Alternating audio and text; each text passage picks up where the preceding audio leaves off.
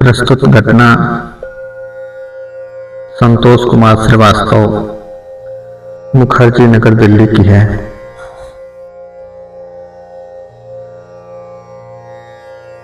जब मैं होश संभाला, अपनी मां को मिशन के कार्यों में ही संलग्न पाया।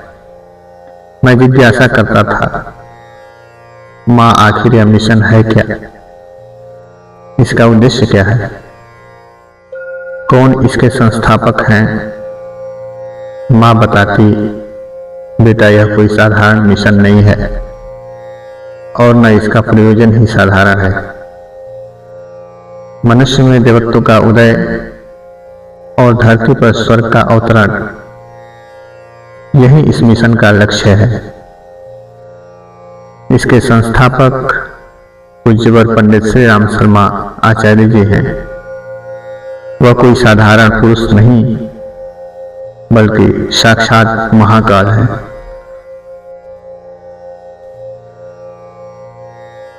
मां के मुख से इस प्रकार मिशन की अनेक प्रकार की जानकारी पाते और प्रशंसा सुनते सुनते ही मैं बड़ा हुआ। पिता का प्यार भी उसी से मिला। पिता के दुर्घटना में असामयिक निधन से मां पर दोहरी जिम्मेदारी आ गई थी।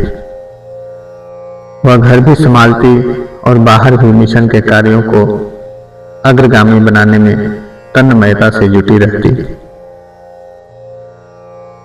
वह कस्टम विभाग में कार्यरत थे।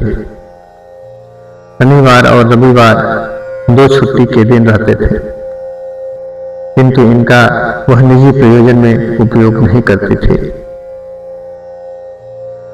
यह दिन मिशन के लिए समर्पित होते। प्रतिदिन सुबह शाम मिशन का कार्य करती। सो अतिरिक्त मैं बाल सुलभ चपलता से पूछा, मां तुम इतना परिश्रम क्यों करती हो? कभी तो कुछ आराम कर लिया करो। उनका जवाब होता, बेटा तू अभी इसे नहीं समझेगा, तनिक बड़ा और समझदार हो जा, सब कुछ सहज में ही समझ में आ जाएगा कि मैं क्यों इतनी मेहनत करती हूँ और क्षण भर भी किसी तरह जया नहीं होने देना चाहती हूँ। करोड़ों वर्षों में ऐसे समय का संयोग यदा-कदा ही आता है। इसलिए हर समझदार और सुविज्ञ व्यक्ति को ऐसे समय का सदुपयोग करना ही चाहिए। अतएव मैं ऐसा ही करती हूँ। मां की कही हुई बात सन 2002 में सच होती हुई प्रतीत हुई। गोरखपुर में रामकोला के पास एक गांव में पंचकुंडी गायत्री यज्ञ संपन्न होना था। मेरी मां के साथ 2 बहनें और 4 भाई थे, जिन्हें कार्यक्रम कराना था।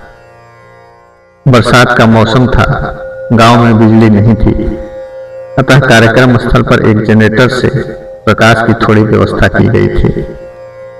बाकी चारों ओर गहन तिमिस्रा थी। रात के 8 बजे प्रवचन चल रहा था। मेरी मां को टॉयलेट जाना था, अतः एक बहन को साथ लेकर पास की ही झाड़ी के बगल में बैठ गई। अभी वह उठती, इससे पूर्व ही नितंब में किसी कीड़े के काटने का अनुभूति हुई। मां समझ गई उसे सांप ने काट दिया है। मां के साथ वाली बहन से उसकी चर्चा की तो उन्होंने कहा कि दीदी कोई कीड़ा होगा, दर्द थोड़ी देर में ठीक हो जाएगा, किंतु दर्द बढ़ता ही जा रहा था। उनके हाथ पांव नीले पड़ने लगे। मां पूर्ण रूपेण आश्वस्त हो गई कि उसे सांप ने ही डसा है। वह देव मंच पर गई और गुरुदेव के नाम पत्र लिखा। हे गुरुदेव, मैं मर जाऊं इसकी मुझे कोई चिंता नहीं है और न ही मुझे मरने से कोई भय है। मैं तो गर्व करूंगी कि गुरु कार्य करते हुए मेरे प्राण निकले, पर समाज और परिवार को लोग क्या जवाब देंगे? क्या यह कहेंगे कि इतने समर्थ गुरु का कार्य करते समय एक बहन को सांप ने काटा और उसकी मौत हो गई? नहीं, ऐसा कहने से आपकी और मिशन की बहुत ही बदनामी होगी। आप तो महाप्राज्ञ हैं। सही गलत मैं आपको क्या बताऊं? आपका जो भी निर्णय होगा मुझे स्वीकार्य होगा। यह पत्र लिखकर मां ने देव मंच पर स्थापित पूज्य गुरुदेव के चित्र के समक्ष रख दिया और प्रवचन देने वाले भाई के पास एक चिट भेजी थी कि भाई साहब, कार्यक्रम जल्दी खत्म कीजिए, मुझे सांप ने डस लिया है। कार्यक्रम जल्द ही समाप्त हो गया, किंतु इस बीच मां का बहुत बुरा हाल हो गया था। सब किन कर्तव्य विमूढ़ थे।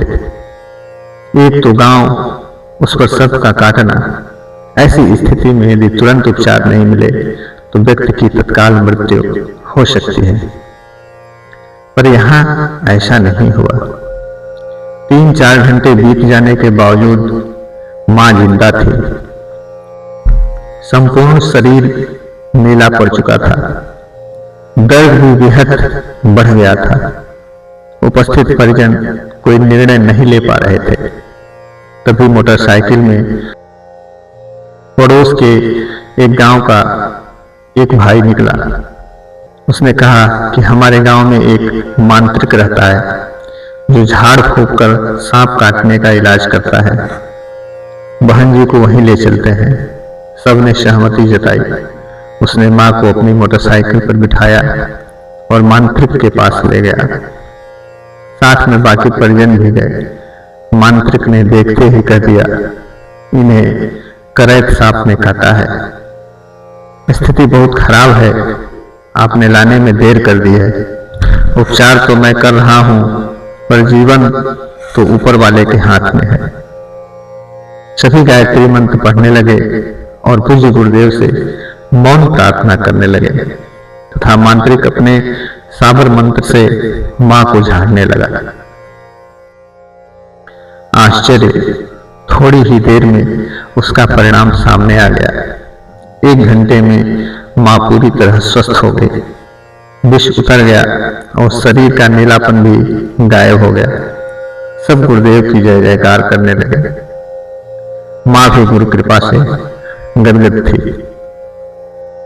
संतोष कुमार श्रीवास्तव, मुखर्जी नगर, दिल्ली।